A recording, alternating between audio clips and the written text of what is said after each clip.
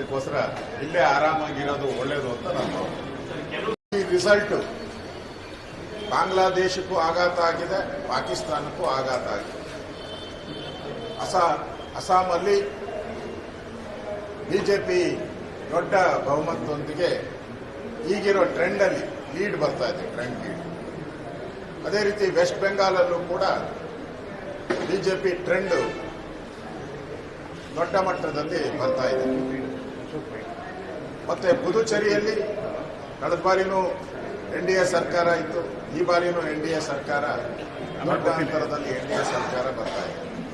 ತಮಿಳುನಾಡಲ್ಲಿ ಬಿಜೆಪಿ ಮತ್ತು ಅಣ್ಣಾ ಡಿಎಂಕೆ ವಿಚಾರವಾಗಿ ಮಾಧ್ಯಮದಲ್ಲಿ ಸಮೀಕ್ಷೆಗಳಲ್ಲಿ ಎಲ್ಲರೂ ಕೂಡ 10, 15, 20 ಈ ತರ ಸ್ಥಾನಗಳನ್ನು ತೋರಿಸ್ತಾ ಇದ್ರು. ಒಂದೇ ಒಂದು ಸಮೀಕ್ಷೆ ಬಿಟ್ರೆ ಇನ್ನೆಲ್ಲನೂ ಕೂಡ ಡಿಎಂಕೆ ಗೆಲ್ಲುತ್ತೆ, ಡಿಎಂಕೆ. ಈಗ ಡಿಎಂಕೆ ಒಂದು ರೀತಿ ಹತಾಶ ಮನೋಭಾವದಲ್ಲಿ ಗೂಡು ಸೇರಿದ್ದಾರೆ. ಇವತ್ತು ಅಣ್ಣಾ ಡಿಎಂಕೆ ಎನ್ಡಿಎ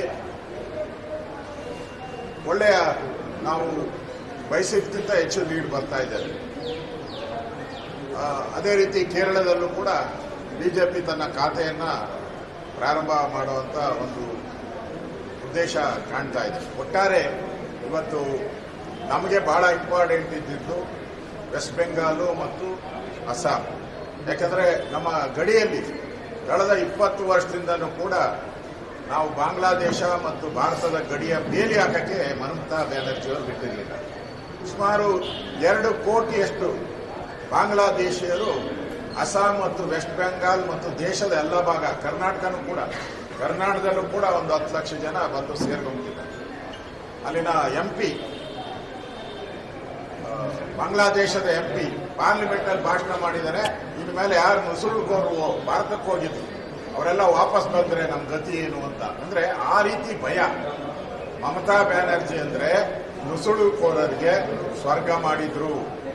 ಮಮತಾ ಬ್ಯಾನರ್ಜಿ ಅಂದ್ರೆ ದೇಶದ್ರೋಹಿ ಚಟುವಟಿಕೆಗಳನ್ನ ಮಾಡುವಂತ ಬಾಂಗ್ಲಾದೇಶಿಯರಿಗೆ ಒಂದು ರೀತಿ ಬಾಗಿಲು ತೆಗೆದಿದ್ರು. ಇವತ್ತು ಆ ಬಾಗಿಲುಗಳೆಲ್ಲ ಬಂದ್ ಆಗುವಂತ ಒಂದು ಸನ್ನಿವೇಶ ದೇಶದ ಭದ್ರತೆಗೆ, ಇವತ್ತು ಈ ಚುನಾವಣೆ ದೇಶದ ಭದ್ರತೆಗೆ ದೊಡ್ಡ ಒಂದು ಹಾದಿಯನ್ನ ಮಾಡಿಕೊಟ್ಟಿದೆ, ಸುವರ್ಣ ಹಾದಿ ಇದು.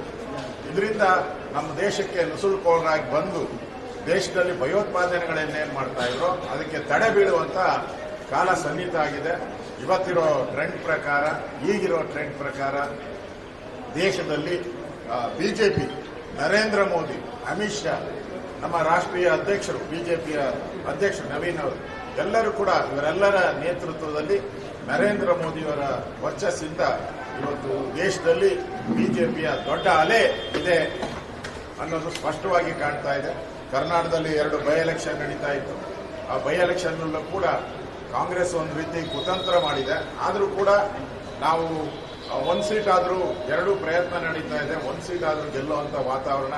ನಾನಲ್ಲಿ ನಮ್ಮ ಸಿದ್ದೇಶ್ ಅವರಿಗೆ ಫೋನ್ ಮಾಡಿದ್ದೆ, ನಮ್ಮ ಎಂಪಿ ಆಗಿದ್ದಂಥವ್ರು. ಅವರು ಕೂಡ ಹೇಳಿದ್ರು ನಮಗೆ ಅಲ್ಲಿ ಗ್ರಾಮಾಂತರದಲ್ಲಿ ಹೆಚ್ಚು ಓಟ್ ಬರುತ್ತೆ, ನಾವು ಗೆಲ್ತೀರಿ, ಅದನ್ನ ದಾವಣಗೆರೆಯಿಂದ ನಾವು ಗೆಲ್ತೀರಿ ಅನ್ನೋ ಮಾತನ್ನ ಹೇಳಿದ್ದಾರೆ. ಮತ್ತೆ ಬಾಗಲಕೋಟೆಯಲ್ಲಿ ಫೈಟ್ ನಡೀತಾ ಇದೆ, ನೋಡೋಣ, ಅದು ಕಾದು ನೋಡ್ತೀರಿ. ಇದು ಗೆಲ್ಲುವಂತ ವಾತಾವರಣ ದಾವಣಗೆರೆಯಲ್ಲಿ ನಾವು ಕಾಣ್ತಾ ಇದ್ದೇವೆ. ಒಟ್ಟಾರೆ ದೇಶದ ಭದ್ರತೆಗೆ ಅಪಾಯ ಒಡ್ಡಿರ್ತಕ್ಕಂಥ ವೆಸ್ಟ್ ಬೆಂಗಾಲ್ ಮತ್ತು ಅಸ್ಸಾಂ ಇವತ್ತು ಬಿಜೆಪಿಯ ವಶ ಆಗೋದ್ರಿಂದ ದೇಶದ ಭದ್ರತೆ ಇನ್ನಷ್ಟು ಒಳ್ಳೆಯ ಭದ್ರತೆಯನ್ನು ಕೊಡುವಂತೆ ಕೇಂದ್ರ ಸರ್ಕಾರಕ್ಕೆ ಒಳ್ಳೆಯ ಅವಕಾಶ ಸಿಗ್ತಾ ಇದೆ. ನಾನು ಈ ಎಲ್ಲ ಬೆಳವಣಿಗೆ ನರೇಂದ್ರ ಮೋದಿ ಅವರಿಗೆ, ಅಮಿತ್ ಶಾ ಅವರಿಗೆ, ನಮ್ಮ ಕೇಂದ್ರದ ನಮ್ಮ ರಾಷ್ಟ್ರೀಯ ಅಧ್ಯಕ್ಷರಿಗೆ ಈ ಸಂದರ್ಭದಲ್ಲಿ ಮೊದಲ ಹಂತದ ಏನು ಲೀಡ್ ಬರ್ತಾ ಇದೆ, ಇದಕ್ಕೆ ನಾನು ಅಭಿನಂದನೆ ಸಲ್ಲಿಸ್ತೇನೆ.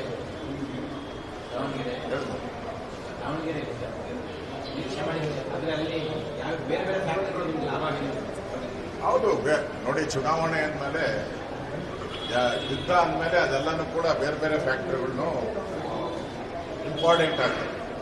ಅಲ್ಲಿನೂ ಕೂಡ ಮುಸಲ್ಮಾನರಲ್ಲಿ ದೊಡ್ಡ ಒಂದು ಆತಂಕ ಕ್ರಿಯೇಟ್ ಆಗಿದೆ. ಕಾಂಗ್ರೆಸ್ ನಮಗೆ ಬೆನ್ನಿಗೆ ಚೂರಿ ಹಾಕಿದ್ದಾರೆ, ಕಾಂಗ್ರೆಸ್ ದ್ರೋಹ ಬಂದಿದೆ.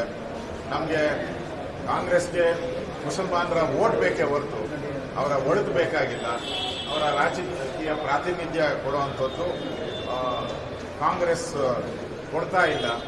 ಒಂದು ರೀತಿ ಮುಸಲ್ಮಾನರನ್ನ ಮನತಾಯಿ ಧೋರಣೆಯನ್ನ ಕಾಂಗ್ರೆಸ್ ಮಾಡ್ತಾ ಇದೆ. ಗೆಲ್ಲಕ್ಕೆ ಮಾತ್ರ ನಾವು ಬೇಕು, ಅಧಿಕಾರ ಬಂದಾಗ ನಾವು ಬೇಡ ಅನ್ನೋದು ಭಾವನೆ ಮುಸಲ್ಮಾನರಲ್ಲಿ ಬಂದಿದೆ. ಅದರಿಂದ ಅವರು ಎಚ್ಚರಗೊಳ್ತಾ ಇದ್ದಾರೆ. ನರೇಂದ್ರ ಮೋದಿ ನಮ್ಮ ದೇಶದ ಪ್ರಧಾನಿ 3 ಬಾರಿ ಆಗಿದ್ದಾರೆ. ನಮ್ಗೇನು ತೊಂದರೆ ಆಗಿದೆ? ಏನು ತೊಂದರೆ ಆಗಿಲ್ಲ. ಬಹಳ ಅನುಕೂಲಗಳ ಕೂಡ ಆಗಿದೆ. ಅದರಿಂದ ಕಾಂಗ್ರೆಸ್ ನಮ್ಮನ್ನ ಏನು ಬೆದರಿಕೆ ಬೊಂಬೆಯಾಗಿ ಇಟ್ಕೊಂಡಿದ್ರು, ಅದು ಇವತ್ತು ದಾವಣಗೆರೆ ಚುನಾವಣೆಯಲ್ಲಿ ನಾವು ಗೆಲುವನ್ನ ಸಾಧಿಸ್ತೇವೆ. ಸಾಧಿಸ 100% ಮುಸಲ್ಮಾನರ ಎಚ್ಚರಿಕೆಯ ಒಂದು ಮಾತು ಕೂಡ ಈ ಚುನಾವಣೆಯಲ್ಲಿ ಆಗುತ್ತೆ. ಅದು ಕೂಡ ಒಳ್ಳೆಯದು. ದೇಶದ ದೃಷ್ಟಿಯಿಂದ, ರಾಜ್ಯದ ದೃಷ್ಟಿಯಿಂದ ಏನು ಬೆದರಿಕೆ ಬೊಂಬೆಯಾಗಿ ಯೂಸ್ ಮಾಡ್ತಾ ಇದ್ರು ಮುಸಲ್ಮಾನರನ್ನ, ಅದಕ್ಕೊಂದು ಅಂತ್ಯ ಆಡಕ್ಕಾಗ್ತದೆ. ಬಾಗಲಕೋಟೆ ಚುನಾವಣೆಗೆ ಸಂಬಂಧಪಟ್ಟಂತೆ ಕೊನೆಯ ಹಂತದಲ್ಲಿ ನಮಗಿರುವಂಥ ಮಾಹಿತಿ ಪ್ರಕಾರ ಎಲ್ಲರೂ ಹೊರಗಡೆ ಹೋದ್ಮೇಲೆ ಬಿಜೆಪಿಯ ಕಾರ್ಯಕರ್ತರು ನಾವು ಯಾರ್ಯಾರು ಕ್ಯಾನ್ವಾಸ್ ಎಲ್ಲ ಬಂದ ಮೇಲೆ ಅಲ್ಲಿ ಕಾಂಗ್ರೆಸ್ ಅವರು ಅಧಿಕಾರದ ದುರ್ಬಳಕೆ ಮಾಡಿಕೊಂಡು ಅಲ್ಲಿನ ಕೆಲವು ಶಾಸಕರು ಹೊರಗಡೆಯಿಂದ ಹೋಗಿ ಅಲ್ಲಿ ಹಣ ಹಂಚಿರೋದು ನಾವು ದಾಖಲೆಗಳನ್ನು ಕಲೆಕ್ಟ್ ಮಾಡ್ತಾ ಇದ್ದೀವಿ. ಅದು ಕೂಡ ನನಗೆ ಬೆಳಗ್ಗೆ ಫೋನ್ ಬಂದಿತ್ತು. ಆ ದಾಖಲೆಗಳನ್ನು ಕೂಡ ಕಲೆಕ್ಟ್ ಮಾಡ್ತಾ ಇದ್ದೀವಿ. ಹಣ ಹಂಚಿರೋ ಬಗ್ಗೆ ನಮಗೆ ದಾಖಲೆಗಳು ಸಿಗ್ತಾ ಇದೆ. ಎಲ್ಲರೂ ಆಚೆ ಬಂದ ಮೇಲೆ ಅವ್ರು ಮಾತ್ರ ಒಳಗಡೆ ಇದ್ದು ರೆಸಾರ್ಟ್ಗಳಲ್ಲಿ ಹಣ ಹಂಚಿರುವಂಥದ್ದು ದಾಖಲೆಗಳು ಬರ್ತಾ ಇದೆ. ನೋಡೋಣ, ಅದು ಪ್ರಯತ್ನ ನಡೀತಾ ಇದೆ. ಆದರೆ ಅಲ್ಲಿ ಹಣದ ಪ್ರಭಾವ ಹೆಚ್ಚಿಗೆ ಕಂಡು ಬರ್ತಾ ಇದೆ ಕಾಂಗ್ರೆಸ್ ಪಾರ್ಟಿ. ಡಿ.ಕೆ. ಶಿವಕುಮಾರ್ ಅವರು ಅಸ್ಸಾಂ ರೆಸಾರ್ಟ್ ರಾಜಕಾರಣ ಆಗುತ್ತೆ, ಕಾಂಗ್ರೆಸ್ ಶಾಸಕರನ್ನ ಸೆಳೆಯುವಂತ ಕೆಲಸ ಬಿಜೆಪಿ ಮಾಡುತ್ತಿದೆ. ಇದು ನಾನು ಕೇಳಿದೆ ನನ್ನ ಪತ್ರಿಕೆಯಲ್ಲಿ. ಡಿ.ಕೆ. ಶಿವಕುಮಾರ್ ಅವರು ಅಲ್ಲಿ ರೆಸಾರ್ಟ್ಗಳನ್ನ ಬುಕ್ ಮಾಡಿದ್ದಾರೆ. ಅಸ್ಸಾಮಲ್ಲಿ ಏನೋ ಒಂದು ಕಾಂಗ್ರೆಸ್ಗೆ ಏನೋ ಒಂದು ದೊಡ್ಡ ಗೆಲುವು ಬರ್ತಾ ಇದೆ. ನಾನು ಹೇಳ್ತಾ ಇದ್ದೀನಿ, ಡಿ.ಕೆ. ಶಿವಕುಮಾರ್ಗೆ ಇಲ್ಲೇ ಎಲ್ಲ ನಾವು ಬೆಂಗಳೂರಲ್ಲಿ ಒಂದು ರೆಸಾರ್ಟ್ ಮಾಡ್ಕೊಡೋದು ಒಳ್ಳೇದು. ಅಲ್ಲೋಗಿ ರೆಸಾರ್ಟ್ ಏನು ಮಾಡಕ್ ಹೋಗ್ತೀರಪ್ಪ? ಇಲ್ಲಿ ರೆಸಾರ್ಟ್ ಮಾಡ್ಕೊಳ್ಳಿ. ಇಲ್ಲಿ ನಿಮ್ಮ MLAಗಳೆಲ್ಲ ಕಿತ್ಕೊಂಡು ಹೋಗ್ತಾ ಇದ್ದಾರೆ. ಫ್ಲಡ್ ರೀತಿ ಡೆಲ್ಲಿಗೆ ಹೋಗ್ತಾ ಇದ್ದಾರೆ, ಹೋಗ್ತಾ ಇದ್ದಾರೆ. ಸಿದ್ದರಾಮಯ್ಯನವರೇ ರಿಟೈನ್ ಆಗಬೇಕು ಅಂತ.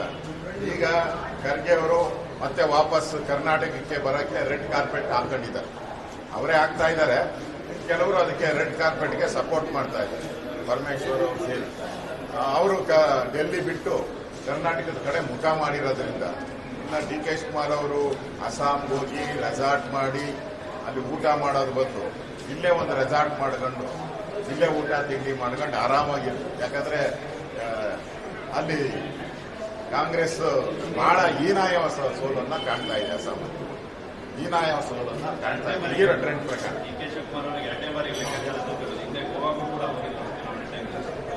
ಅವರು ಗೋವಾಗೆ ಹೋದಾಗೂ ಎಡು ಬಿದ್ದಿದ್ದಾರೆ, ಅಸ್ಸಾಂಗೆ ಹೋದಾಗೂ ಎಡು ಬಿದ್ದಿದ್ದಾರೆ. ಕಾಂಗ್ರೆಸ್ ಪಾರ್ಟಿ ತಮಿಳುನಾಡಿಗೂ ಹೋಗಿದ್ರು. ಅಲ್ಲೂ ಕೂಡ ಬೋರ್ಡ್ ಇಲ್ದಂಗೆ ಆಗಿದೆ ಕಾಂಗ್ರೆಸ್ ಪಾರ್ಟಿಯಲ್ಲಿ. ಬೋರ್ಡ್ಗೆ ಇದ್ದಂಗೆ ಕಾಣಿಸಿದೆ. ಅಲ್ಲಿ ಒಂದು ಸೀಟು ಇಲ್ಲ ತಮಿಳುನಾಡಲ್ಲಿ. ಅದರಿಂದ ಕಾಂಗ್ರೆಸ್ ಪಾರ್ಟಿ ಹೈಕಮಾಂಡ್ ಎಷ್ಟು ಚಾಣಕ್ಯರಿದ್ದಾರೆ ಅಂತ ಹೇಳಿದ್ರೆ, ಡಿ.ಕೆ. ಶಿವಕುಮಾರ್ಗೆ ಎಲ್ಲೆಲ್ಲಿ ಸೋಲ್ತೋ ಅಲ್ಲಿ ತಗೊಂಡೋಗಿ ಡಿ.ಕೆ. ಶಿವಕುಮಾರ್ನ ಹಾಕ್ತಾರೆ. ಜಮೀರ್ನ ಎಲ್ಲೆಲ್ಲಿ ಗೆಲ್ತೈತೋ ಜಮೀರ್ ತಗೊಂಡೋಗಿ ಅಲ್ಲಾಗ್ತಾ ಇದೆ. ಒಟ್ಟಾಗೆ ಡಿ.ಕೆ. ಶಿವಕುಮಾರ್ಗೆ ತುಳಿಯಕ್ಕೆ ಏನೇನು ಬೇಕೋ ಅದು ಕಾಂಗ್ರೆಸ್ ಪಾರ್ಟಿಯಲ್ಲಿ ಮಾಡ್ತಾ ಇದೆ. ಅದನ್ನು ಅರ್ಥ ಮಾಡ್ಕೋಬೇಕು. ಅದಕ್ಕೆ ಡಿ.ಕೆ. ಶಿವಕುಮಾರ್ ಆದಷ್ಟು ಬೇಗ ಈ ಮನೆಯೊಂದು 3 ಬಾಗಿಲಾಗಿದೆ. ಈಗ 3 ಮುಖ್ಯಮಂತ್ರಿಗಳಾಗೋಗಿದ್ದಾರೆ. ಅದರಲ್ಲಿ ಆ ಬಾಗಿಲಿನಿಂದ ಹೊರಬರಕ್ಕೆ ಫಸ್ಟ್ ಪ್ರಯತ್ನ ಮಾಡಲಿ. ಅಸ್ಸಾಂಗೆ ಹೋಗೋ ಅವಶ್ಯಕತೆ ಇಲ್ಲ. ಹೋಗಿ ಸುಮ್ಮನೆ ಟಿಕೆಟ್ ವೇಸ್ಟು, ಅಲ್ಲಿ ರಿಸಾರ್ಟ್ ಬುಕ್ ಮಾಡಿದ್ರು ಹೋಟ್ಲ್ ವೇಸ್ಟು. ಅದಕ್ಕೋಸ್ಕರ ಇಲ್ಲೇ ಆರಾಮಾಗಿರೋದು ಒಳ್ಳೇದು ಅಂತ ನಾನು. ಈ ರಿಸಲ್ಟ್ ಬಾಂಗ್ಲಾದೇಶಕ್ಕೂ ಆಘಾತ ಆಗಿದೆ, ಪಾಕಿಸ್ತಾನಕ್ಕೂ ಆಘಾತ ಆಗಿದೆ. ಅಸ್ಸಾಮಲ್ಲಿ ಬಿಜೆಪಿ ದೊಡ್ಡ ಬಹುಮತದೊಂದಿಗೆ